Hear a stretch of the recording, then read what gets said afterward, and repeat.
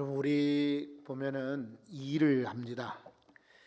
근데 어떤 사람들은 일을 잘해요. 칭찬받기도 하고 성과도 놀랍습니다.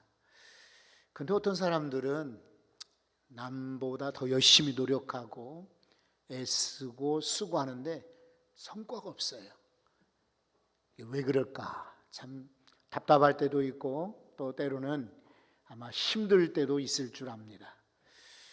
그런데 하나님이 일하시는 방법, 하나님이 일하시는 그런 원리를 우리가 배운다면 우리도 성과도 많이 나오고 성공할 수도 있어요. 그러니까 여러분, 가정에서 애를 쓸 때 하나님이 어떻게 일하시는지 우리 배워요. 사업장에서 혹은 일터에서 열심히 일하는데 하나님은 어떤 방법으로 일하시는가 배우는 거예요. 우리 학생들이 열심히 공부를 하는데 성적이 나오지 않는다. 하나님의 방법을 한번 찾아가면 좋을 듯 싶어요. 그래서 오늘은 하나님이 하신다, 이런 제목으로 우리 말씀을 나눕니다. 여전히 장소는 광야입니다. 호렙산입니다. 여기에서 모세와 하나님이 대화하시는 거예요.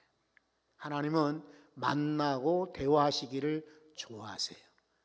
그래서 모세를 이해를 시키고 납득이 가게 하고 설득하고 사명도 주십니다. 그 하나님께서 오늘도 모세에게 말씀하시는 거예요. 이 말씀 가운데서 하나님의 일하시는 방법을 배울 수가 있어요. 우선 첫 번째, 함께 하라라는 것입니다. 혼자 하지 말고 함께 하라. 미련한 사람들은 혼자 낑낑대고 아주 애씁니다. 그러나 지혜로운 사람들은 혼자 하지 않죠. 대부분의 일들을 나눠서 합니다. 그러니까 성과가 나는 것입니다. 성경을 한번 보십시오. 우리 장로님과 함께 우리가 읽었지만은 다시 한번 16절 말씀을 읽겠습니다. 16절, 너는 가서 이스라엘의 장로들을 모으고 그들에게 이르기를 여호와 너희 조상의 하나님 곧 아브라함과 이삭과 야곱의 하나님이 내게 나타나 이르시되 내가 너희를 돌보아 너희가 애굽에서 당한 일을 확실히 보았노라. 아멘. 모세에게 하나님 말씀하세요. 너는 가서 이스라엘의 장로들을 모으고 라고 말합니다. 그리고 그들에게 말을 해라. 너희 하나님, 아브라함의 하나님 곧 이삭과 야곱의 하나님께서 너희를 애굽에서 인도하여 낼 것이다 라고 전하라는 거예요. 이스라엘의 장로들, 오늘날 교회의 장로들과는 다릅니다. 원래 이 장로라고 하는 말에 히브리 말은 자켄, 수염이 달린 자, 이런 뜻입니다.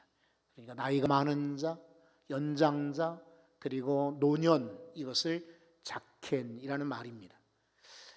원래 이집트에 살고 있는 유대인들은 따로 정치적 그런 정당이나 세력이 없습니다. 그랬다가는 이 이집트 사람들이 그냥 두지 않겠죠. 그렇다고 이 사람들이 그냥 이렇게 힘없이 자기들끼리 이산 가족처럼 막 흩어져 그냥 마구 산 것은 아닙니다. 그들 중에 지파별로 혹은 종족별로 나이 많은 사람들을 장로라라고 부르는 거예요. 그러면서 자기들 가운데 분쟁이 있거나 문제가 있을 때 그런 어른들에게 묻는 것입니다. 어떻게 하면 좋겠습니까? 이런 요구, 이런 명령을 들었는데 우리 어떻게 하면 좋겠습니까? 이런 존경받을 만한 사람, 나이 많은 분들 가운데 조언을 들을 만한 사람들, 장로인 거예요. 바로 그 사람들을 만나고 그 사람들과 함께 일하라 라는 것이 하나님의 명령이었어요. 여러분, 지금도 마찬가지예요. 어리석은 사람들은 그냥 자기 힘으로, 자기 능력으로, 자기 경험으로 하려고 하는데 지혜로운 사람들은 묻는 거예요. 이거 어떻게 하면 좋습니까? 그리고 찾아보는 거예요. 누가 이 일에 적합한 사람일까요? 그리고 부탁하는 것입니다. 저 대신 이 일을 해줄 수가 있겠습니까? 그러니까 성과가 많이 나는 거예요. 하나님께서는 모세에게 일을 시킬 때, 여러분 여기 말하는 모세는 바로 오늘날 우리 성도들, 나를 의미하는 것입니다. 하나님은 찬찬히 일하는 방법을 가르쳐 주실 것입니다. 하나님, 제가 왜 이렇게 열심히 노력하는데 못 살아요?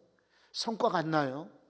왜 이렇게 저는 안 되는 것이 많아요? 라고 여러분들이 하나님께 묻는다면 하나님이 말씀하실 거예요. 함께 하라. 협업입니다. 협업. 같이 하라. 동력입니다. 그리고 너 혼자 하지 말고 여럿이 같이 하라. 이렇게 해서 하나님의 일을 감당하도록 만드시는 거예요. 여러분이 사업장에서나 일터에서도 가까이 있는 분들, 도움을 줄 만한 사람들, 그리고 정말 내게 유익한 사람들을 많이 두십시오. 하나님, 제가 잘 되면 좋겠습니다.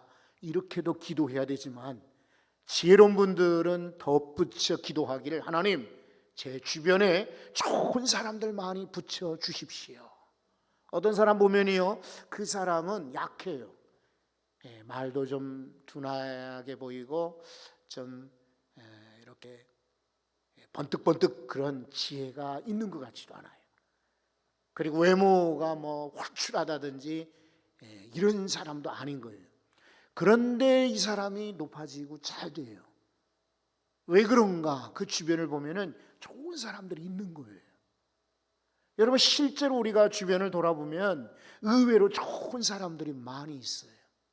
그런 사람들과 함께 일하시면은 여러분도 좋은 성과 나고 잘 되는 은혜가 있을 줄 믿습니다. 그 두 번째는 보았노라 하는 말씀을 우리 기억하셔야 돼요. 16절 마지막 절을 다시 보시면 너희가 애굽에서 당한 일을 확실히 보았노라. 하나님 말씀하십니다. 애굽에서 이스라엘 백성들이 고통을 당하고 어려운 고역을 당하는데 나 몰라, 외면하신 것이 아닙니다. 하나님은 모세에게 말씀하시기를 내가 보았다. 그것도 그냥 슬쩍 지나침에 본 게 아니라 확실히 보았노라 라고 말씀하십니다. 하나님의 일하시는 방식이에요. 우리는 나랑 관심이 있거나 관계가 있거나 내 취향에 맞거나 어떻게 눈에 띄는 일 같으면 우리는 주목해 보죠. 그런데 그렇지 않으면은 우리 그냥 지나칠 때가 많이 있어요.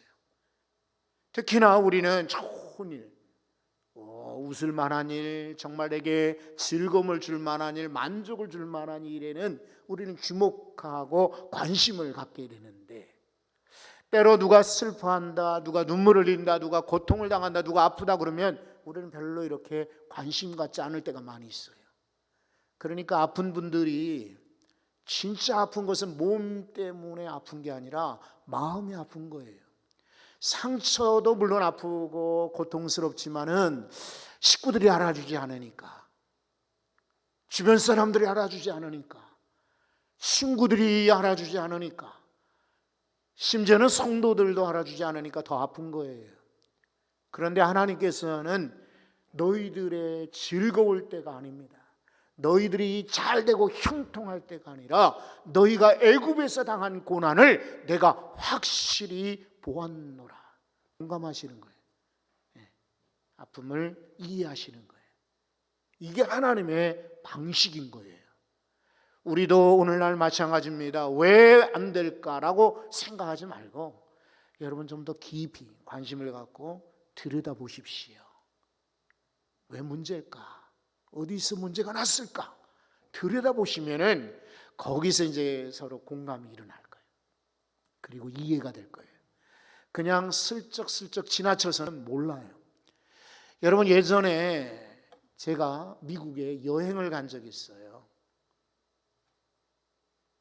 근데 그때는 사람들이 얼마나 친절한지 몰라요. 그리고 적어도 목사라고 하면은요, 관광지에서도 요금을 할인을 해줍니다. 그리고 뭐 어디 관공서라든지 또 이런저런 입국 심사할 때도 나 패스터다 라고 하면은 상당히 우대를 해줍니다. 그런데 이제 막상 여행이 아니라 이제 살러 가게 되었어요. 가족들과 함께 살러 갔는데 그때부터는 다르더라고요. 보험회사를 찾아갔는데 제가 한국 사람이지 않습니까? 떠듬떠듬 말을 하지요. 그러니까 저를 쳐다보지도 않아요. 아주 쉽게 거절합니다. 보험을 들기도 쉽지가 않아요. 초창기에는 외국인들에게 이런 큰 보험회사에서는 잘 받아주질 않는 거예요. 그러니까 지방보험이나 싼 보험에, 작은 회사의 보험에 들어갔다가 나중에 갈아타게 되어 있어요. 커피숍에 갔는데요, 동부 쪽에 여행을 갔다가 커피숍에 갔어요. 그런데 흑인 여성이 주문을 받습니다. 그런데 메뉴판을 보고 제가 고르는데 자꾸만 물어요. What? 분명히 이 사람이 제 얘기를 알아들었을 거예요. 왜냐하면 거기 커피점에 메뉴가 아무리 많아도 시키는 게 몇 개 안 되잖아요. 그런데도 일부러 장난한다고, 놀린다고 저한테 계속 묻는 거예요. 느낌이 확 오는 거예요. 여러분, 예전에 여행 갈 때하고 직접 살 때와는 달라요. 여행은 이 사람들이 관광 수입을 얻기 위해서 그냥 좋게 이야기하지만 사는 것은 자기들의 세금을 줘야 되잖아요. 외국인이라도 학생이라도. 그러니까 냉정한 거예요. 마찬가지예요. 오늘날 우리 슬쩍슬쩍 지나치면서는 제대로 보거나 알 수가 없어요. 확실히 보았노라. 들어가 봐야 하는 것이죠. 요즘에 신방 중에 있습니다. 성도들도 교회에 와서 이렇게 뵐 때는 저분이 문제가 있는지 아픔이 있는지 고통이 있는지 알 수가 없어요. 집에 가서 볼 때 집이 저 막 산으로 언덕으로 막 올라가요. 저 어려운 데서 교회를 나오시는구나. 그리고 말씀을 나눠볼 때에 그제서야 이분들이 마음속에 있는 이야기를 하는 거예요. 제가요, 작년에 너무 힘들고 어려웠습니다. 하나님께서는 우리 인생의 문제를 그냥 스쳐 지나가듯이 안녕, 잘 있어, 이렇게 지나가는 분이 아니십니다. 확실히 보았노라. 중심을 읽으시고 깊숙이 들여오시고 마음을 다하여서 부딪혀 아신다는 말씀이에요. 이렇게 내 문제를 아신 하나님이 나를 공감하시죠. 그리고 내게 가장 적합한 해결책도 주지 않겠습니까? 오늘 우리가 일할 때도 마찬가지입니다. 그냥 슬쩍슬쩍 가볍게 지나가는 것이 아니라 깊숙이 들어가 보십시오. 예전에 사람들이 못 보던 것, 예전에 나도 지나쳤던 것을 발견하게 될 것이며 그 사람과 공감이 이루어지면 더 깊어지고 더 끈끈해지고 더 애정이 많아지고 더 도와주고 싶은 마음이 생길 거예요. 여러분, 그 아브라함이 나이가 85세가 되었어요. 아들이 없어요. 부인이 초조한 마음이 들었어요. 자기 여종이었던 하갈을 첩으로 남편에게 주었어요. 옛날에는 그렇게 했습니다.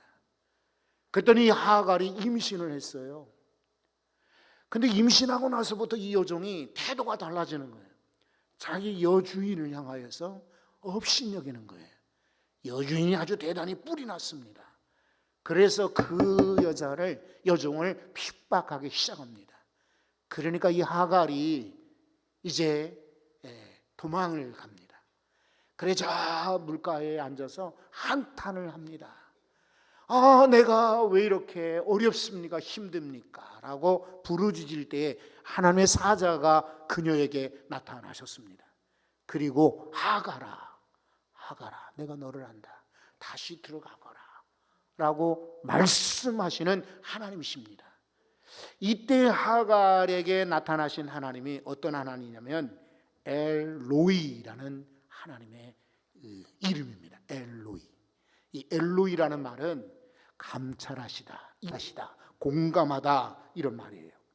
다시 말해서 이 말은 엘로이 하나님은 나를 지켜보시는, 나를 주목하시는 하나님이시라는 뜻이에요. 지금도 마찬가지입니다. 사람들은 외면할지라도 우리 하나님께서는 나를 엘로이, 감찰하여 지켜 주목하여 보십니다. 그래서 내 고통도 내 눈물도 내 한숨도 하시고 해결해 주시죠. 오늘 하나님의 일하시는 이 방법을 배우시기 바래요. 세 번째, 하나님은 애굽 왕에게 가라라고 말씀하십니다. 여러분, 저 18절을 한번 다시 보겠습니다. 그들이 내 말을 들으리니 너는 그들의 장로들과 함께 누구에게 이르라고 하십니까? 애굽 왕에게 이르기를. 애굽 왕에게. 자, 보십시오. 하나님은 중간에 관리자나 장관이나 국회의원 찾으라고 하지 않습니다. 직접 애굽 왕에게 가서 말해라 라고 이렇게 지시하십니다. 하나님의 일하시는 방식입니다. 여러분, 우리 잘 배우셔야 돼요. 우리가 왜 안 되는가? 왜 우리는 시도했는데 열리지 않는가? 노력하는데도 왜 성과가 없는가? 주변 이렇게 정확한 그런 대상을 만나지 못하기 때문에 그래요. 소위 영어로 표현하면 key person이에요. 중요한 인물, 해결을 할 수 있는 인물인 거예요. 여러분, 대통령이 일 다 하는 거 아닙니다. 장관이라고 할 수 있는 거 아닙니다. 또 시장이거나 구청장이 하는 것이 아닙니다. 옛날에 교회를 건축하고 교회에 무슨 문제가 있을 때 구청에 출입한 적이 있었는데, 그때도 구청장님도 만난 적이 있어요. 국장님도 만났어요. 그런데 이분들이 좋게 점잖게 목사님 누구를 만나세요 라고 하는 거예요. 그게 누구냐면 주무관이에요. 공무원들 가운데는 그 일을 맡은 주무관이 있어요. 그러니까 이 사람들이 어떻게 결제하고 어떻게 기한을 세우느냐에 따라서 윗사람들은 결제만 하는 거예요. 우리는 잘 모르니까 옛날 방법대로 높은 사람 만나면 해결될 것이다 라고 생각하는데, 그거는 안 되는 거예요. 요즘에는 마찬가지예요. 지금도 왜 안 되는가 하면 그 문제를 해결해 주는 사람이 있어요. 바로 모세에게는 애굽 왕입니다. 모세가 엉뚱한 데 가서 헤매이지 말고 곧바로 시간 낭비하지 말고 에너지 낭비하지 말고 헛된 노력 낭비하지 말고 애굽 왕에게 가라라고 말씀하세요. 하나님은 애매하게 지시하는 분이 아니에요. 정확하게 말씀하시는 분이죠. 여러분, 창세기 12장 1절을 한번 보십시오. 여호와께서 아브라함에게 이르시되 너는 너희 고향과 친척과 아버지의 집을 떠나 뭐라고 하십니까? 내게 보여줄 땅으로 가라. 너한테 보여줄 그곳으로 가라라고 말씀하십니다. 정확하지 않아요? 분명히 하나님은 우리의 갈 길을 보여주시고 알려주시고 정해주시는 분이에요. 아무데로 가라라고 말씀하지 않아요. 여러분, 여기 3장 12절 올라가서 12절을 한번 보십시오. 12절에 보면 하나님이 이르시되 내가 반드시 너와 함께 있으리라. 내가 그 백성을 애굽에서 인도하여 낸 후에, 그 다음 구절 한번 읽어보세요. 너희가 이 산에서 하나님을 섬기리니 이것이 내가 너를 보낸 증거니라. 여러분, 시내 반도에 여기 산맥이에요. 산이 많습니다. 이 애굽에서부터 이집트에서 이렇게 광야로 나와가지고 아무 산이나 가서 예배 드리라라고 하나님 말씀하잖아요. 바로 이 산, 너랑 지금 만나는 이 산에서 하나님을 예배하라고 분명하게 가르쳐주고 계십니다. 이런 하나님이세요. 출애굽기 29장도 한번 보겠습니다. 42절인데요. 우리 한번 이 구절도 같이 읽어봅니다. 이는 너희가 대대로 여호와 앞 회막문에서 늘 드릴 번제라. 내가 거기서 너희와 만나고 내게 말하리라. 거기서라는 말은 회막을 말해요. 이스라엘 백성들은 아직 성전을 짓지 못하는 여행자 나그네 생활했기 때문에 천막을 만들어 이걸 회막이라 불렀어요. 거기서 너희가 번제 예배를 드릴 것인데 거기서 내가 너희에게 말하고 너희는 나를 만날 것이다. 분명하게 목적지를 가르쳐주고 있어요. 회막에서 거기서 너희를 만날 것이다. 너희에게 말할 것이다. 하나님은 이렇게 정확하게 누구를 만나고 어디서 만나고 무엇을 할 것인지를 알려주십니다. 우리가 왜 안 되는가요? 사람들에게 애매하니까, 무엇을 저분이 원하는 건지 가르쳐주지 않으니까 네가 알아서 해가 아닙니다. 때로 필요에 따라서 이것을 해주십시오, 이것을 해주시기 바랍니다, 이렇게 정확하게 알려주어야 돼요. 우리 수요일도 말씀을 드렸고, 이제 내일부터 새벽 기도 때도 여러분들이 기도 제목을 적지 않습니까? 적으실 때에 애매하게 하지 마세요. 하나님, 제게 건강 주세요. 하나님 다 아시죠? 물론 하나님 아세요. 그러나 목사는 몰라요. 위에서 기도하는데 하나님 그냥 건강 주세요, 그렇게 하기보다는 하나님, 제가 허리가 아파요, 머리가 아파요, 위장이 아파요, 저는 좀 무릎 연골이 좀 상한 것 같아요. 정확하게 구체적으로 적으셔야 돼요. 하나님, 우리 아이가 잘 되고 형통하게 해주세요. 물론 그래도 괜찮아요. 그렇지만 중요하게 여러분들이 기억하실 것은 어디로, 무엇을, 어떻게 할 것인가를 적는 거예요. 애굽 왕에게 가라, 이 말씀을 한번 묵상을 해보십시오. 다른 사람 만날 것 없다. 그 사람이야말로 너의 문제를 해결해 줄 사람이다.